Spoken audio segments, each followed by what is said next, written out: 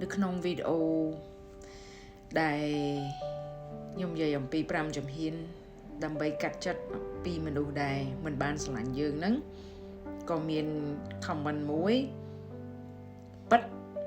ហើយ comment ប៉ិតមួយនេះគឺ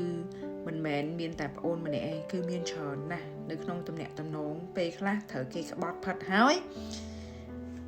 ត្រូវគេជពាក់បំណុលមិនសងហើយក៏មានអ្នកខ្លះត្រូវគេផិតក្បត់ហើយ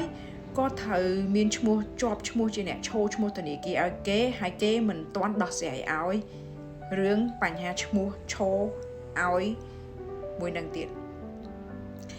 ដោយឡែកមូលហេតុអីដែលភាគីទាំងអស់ហ្នឹងបានបញ្ចប់សេចក្តីស្រឡាញ់មួយយើងហើយទៅមានជីវិតថ្មីហើយប៉ុន្តែមិនបានផ្ដល់អត្ថភាពដោះស្រាយបញ្ហាជាមួយនឹងអ្នកចាស់នេះភាគរយតិចមែនតែនដែលពួកគាត់គឺជាមនុស្សមួយដែលមានបញ្ហា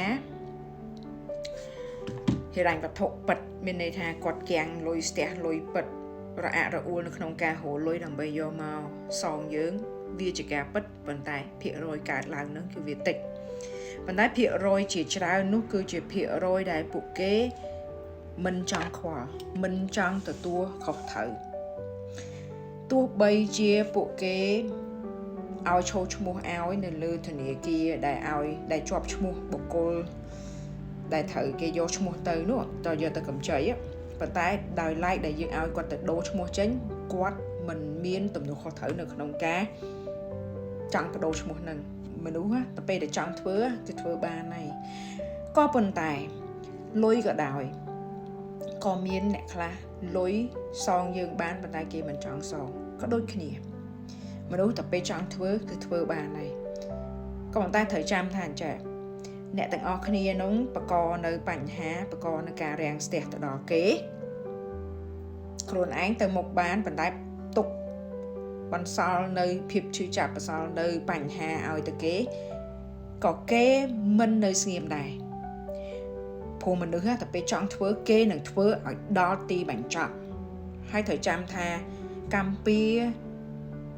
មិនដែលបំភ្លេចមនុស្សទេមានតែមនុស្សទេដែលព្យាយាមបំភ្លេចកម្ពុជាតែយើងធ្វើអីយើងទទួលបាននឹងហើយកុំគិតថារស់នៅស្រួលកុំគិតថាយកទៅត្រឹមប៉ុណ្ណឹងបំផ្លាញគេប៉ុណ្ណឹងខ្លួនឯងរស់នៅបានសេចក្តីសុខជារៀងរហូតវាអត់អាចទេព្រោះខ្ញុំធ្លាប់ឃើញហើយមនុស្